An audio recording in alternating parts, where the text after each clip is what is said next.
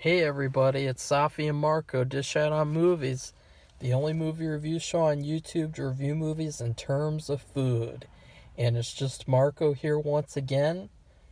First off, I'd like to make a little announcement, or I guess a thought announcement. I am thinking about possibly recutting and re-editing Super Dumbasses to make it into just one movie, and then also possibly shooting like one new sequence of footage with the dumbasses, and that would be like the end of the movie or the beginning, whatever, and then I would add more footage in that I never put in the original version, and then I would put it on Amazon to buy, because the only reason that I never put it on Amazon to begin with is because it had copyrighted music in it, and so if I just take the music out, then I can, put it on Amazon. It'll be fine. So I'm thinking about doing that. I don't know if I will or not. Editing stuff, it's a lot of work, and I don't really know if it'd be the smartest use of my time, because I'm really trying to make I've Been Bitten, which will be my first basically fully fictional feature film, and I'm really trying to work on getting that started so that I can make it, because that's what brings me to this film, because I didn't know what to review today. I didn't want to review Goosebumps book, and I was just thinking about, like, what could I watch, like, because I'm not going to pay for Rocky 4 director's cut. I'm not going to pay for the same movie, but kind of different. At least with Super Dumbasses, it makes sense because of the copyright thing, and also because of having new footage, like a lot of new footage that would add more to the film. And maybe I could add some of my own music, I could add some of my own narration or something. It's a lot more worth it than this sort of Frankenstein project that, I don't know why people have to pay for it. I think personally it should have been on Prime. So I'm not going to review that until I see it for free on YouTube or something.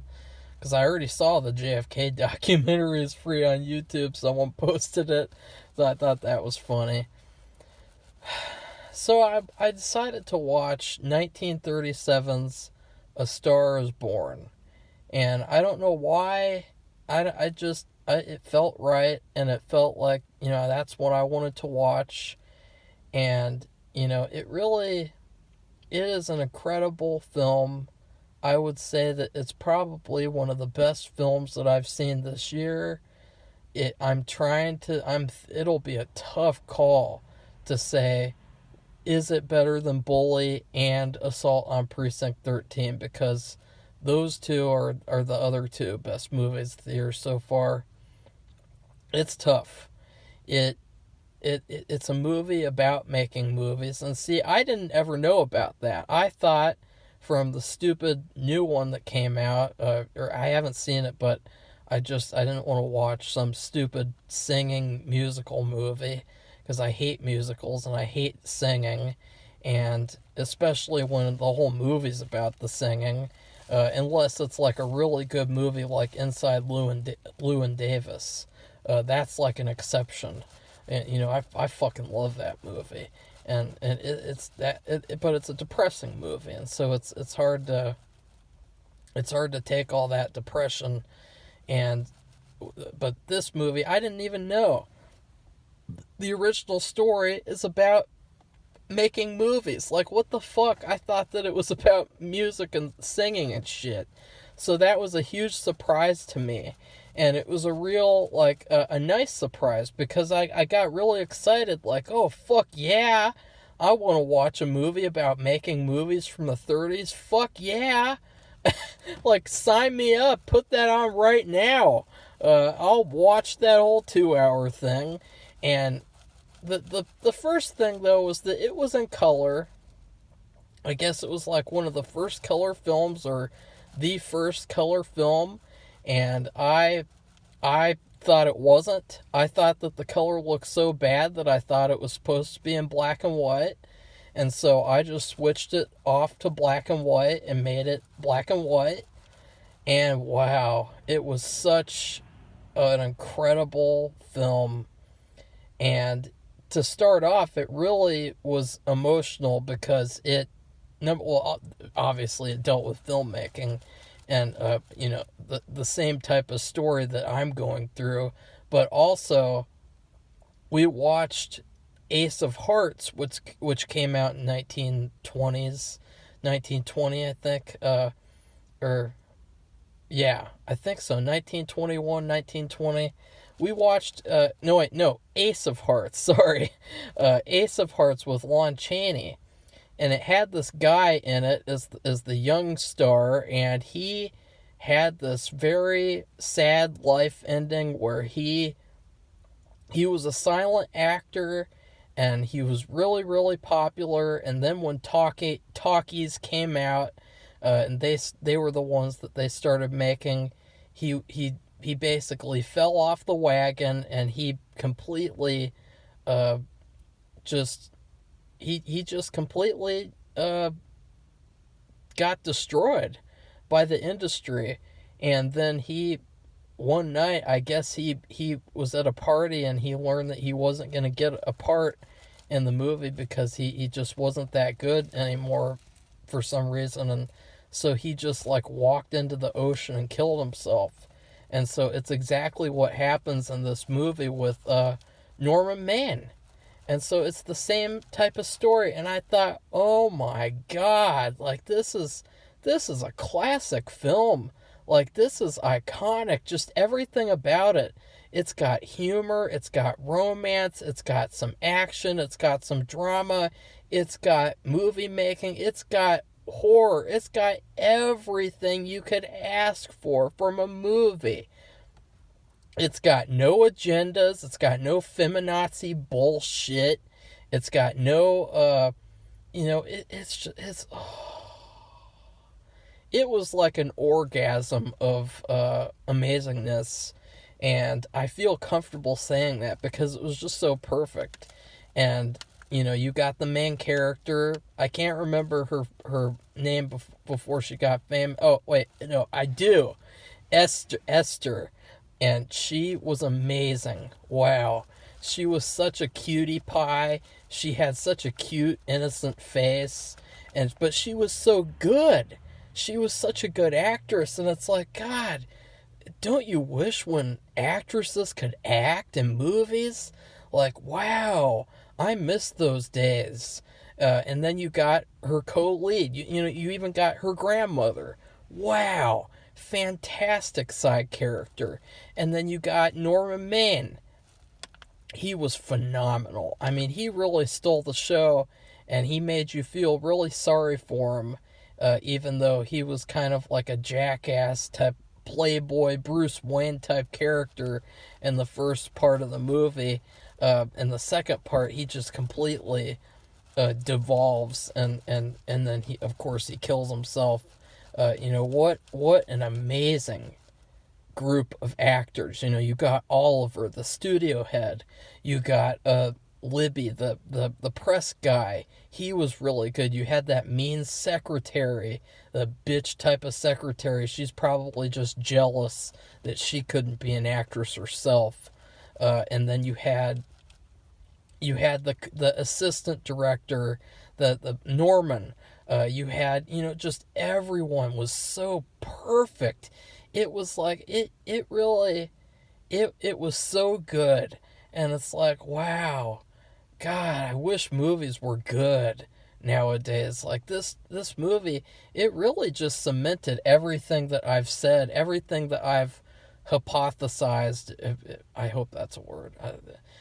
This whole time on the channel about how new movies are trash.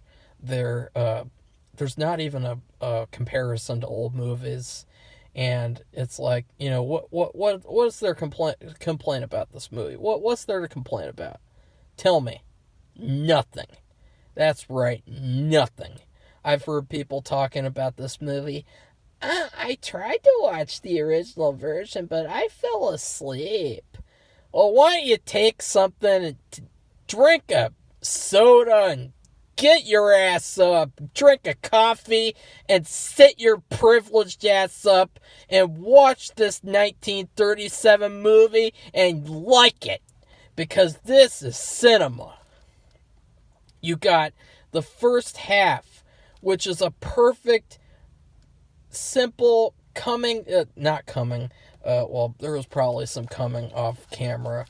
This rise to fame in Hollywood with Vicky Lester, and it's a nice name, but honestly, I kind of prefer the name Esther. I think that the name Esther is kind of like a classical type of, it's got a classical, like classy woman type of sound to it, and so I kind of prefer the name Esther to Vicky, but I do like the last name Lester, I guess, and it's her whole rise to fame, and it's really sad. It's really it's very real, and then you have the second half, which is basically Norman's fall from fame.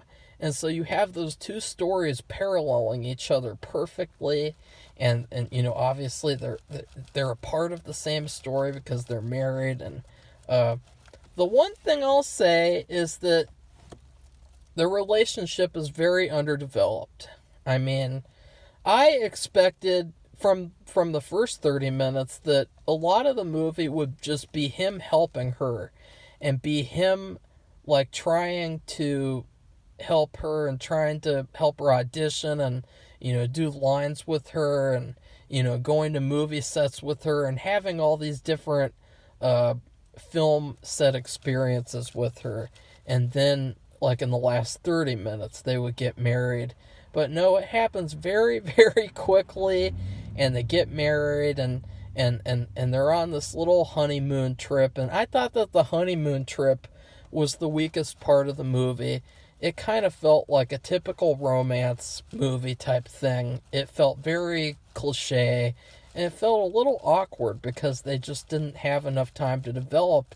But the thing is that when you finish the movie, it's necessary, because if you took all of the happy stuff in the movie out, if you took all of the satisfying, like the quote sappy things that modern people complain about, like, I don't want to watch old movies because they're so sappy. Well, like, the thing is, if you didn't have those things in this movie, it would be a depressing slog, and especially in the last portion. Just there's so much darkness in this movie. It basically, it has a bad ending and a good ending. Like, it has a dark ending and a light ending. How progressive is that? Like, there's so many things in this movie too that, like, they're so relevant nowadays. Like, they had the guy in the country, and he didn't know who Norman Maim was because he's like a country person. And it's like, wow, it's so relevant to nowadays how, celebrities think that they can just preach to people and lecture them about how to live their lives. But, they don't even realize, they don't even know what the country is, or who is in the country, because they're living in a bubble. And it's the same thing in this movie. He was living in a bubble, and, even with, the reception of the movie, he wasn't getting the full truth because they didn't want to hurt his feelings. So he's living in a bubble. And, there was that one line where Oliver was talking about how if you buy a 25-cent ticket to a movie, you earn the right to be a movie critic. And the thing is that that's a fantastic quote, because nowadays you got all these retards who say that if you haven't made a movie, you can't criticize movies. If you haven't played a video game, you can't. Well, that's kind of different, I guess. But oh wait, no, if you haven't made a video game, then you can't criticize a video game. Like, you know what I mean? That's what people say nowadays. And to just, there's so many great quotes in this movie. Can I just take one last look at you? There are just so many fantastic quotes, and just the way that it is, it's perfect. It's perfect. It's like, why can't movies be like this anymore? Like, why can't we have any good movies anymore? Like, I'm getting really pissed off, really fed up, and really sick of it. Sick and tired of wasting my damn time watching these shitty filmmakers make their shitty films. And, Super Dumbasses was nowhere near as good as A Star is Born. But still, at least it's not modern. It's not like all the other movies from this year, because I'm really getting sick of these new movies. All these Marvel movies, all of these studio films. Studio films suck. Halloween Kills, ew, gross. Just take all that to the trash and just replace it with A Star is Born. I would rather have watched A Star is Born a million times this entire year and not watched anything else, and I would have been so much happier. That's how good this movie is. It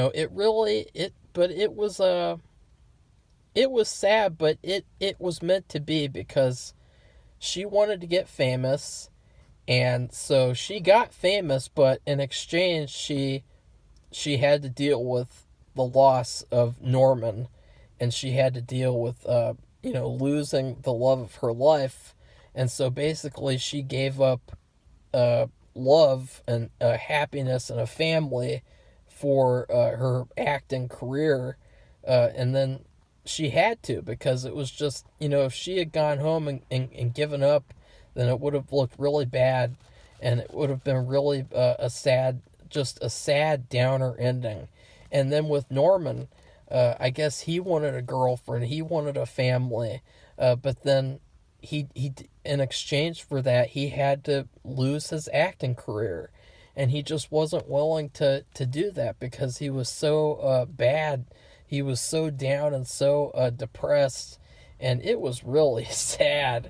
Like, it was like God, why can't they make movies like A Star is Born anymore?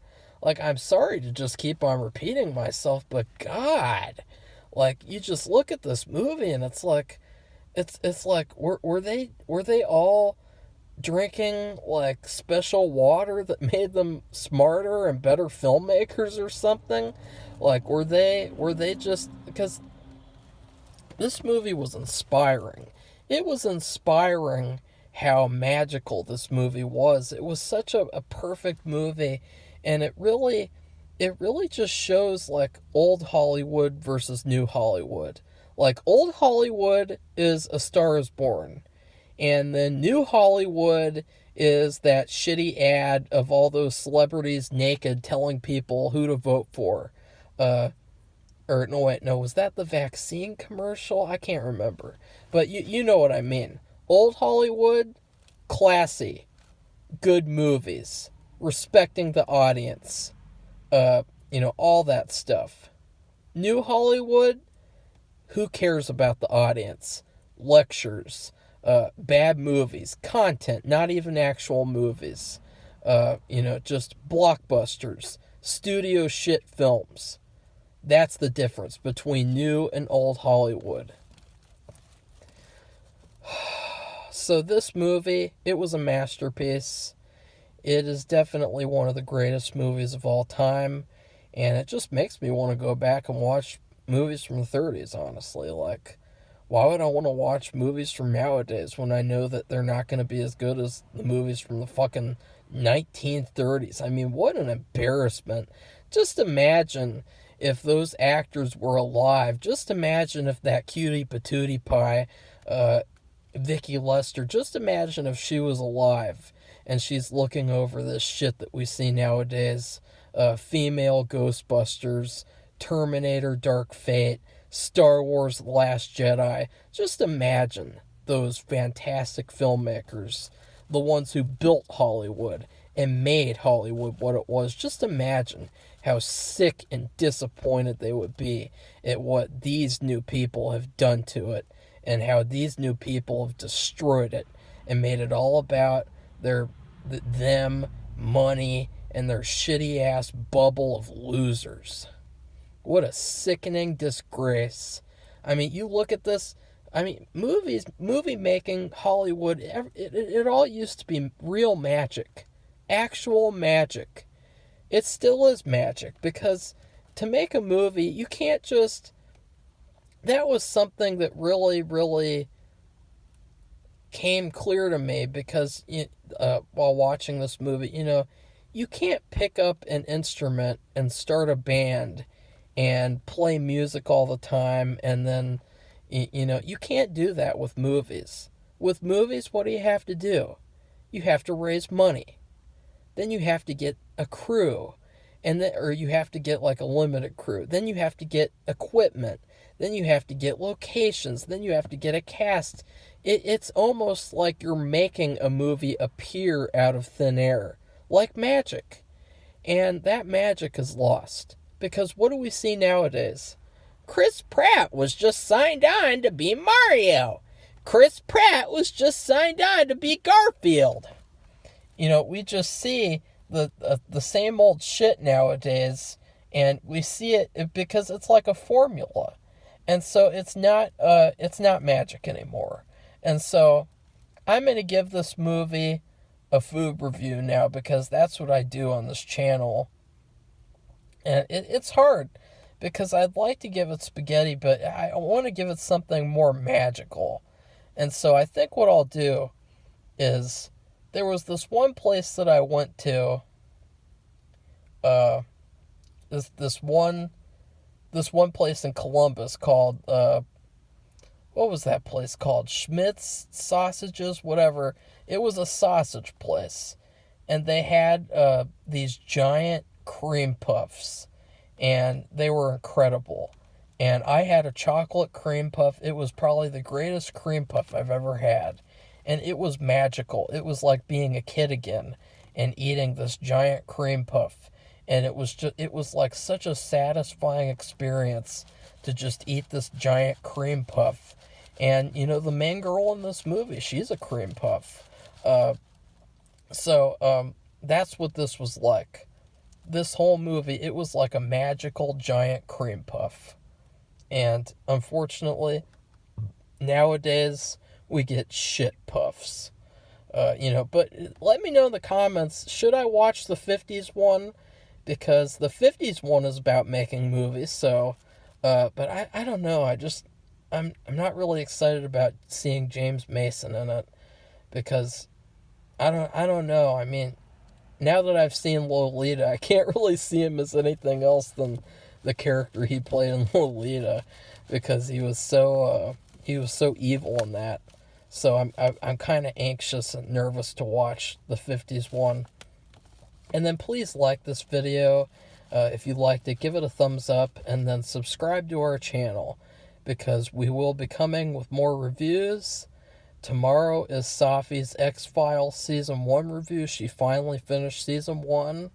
And I guess it's basically almost taken the amount of time that I was supposed to take originally watching the whole series for her to just watch one season. So there you go. There you go with that. Goodbye, everybody. See you soon.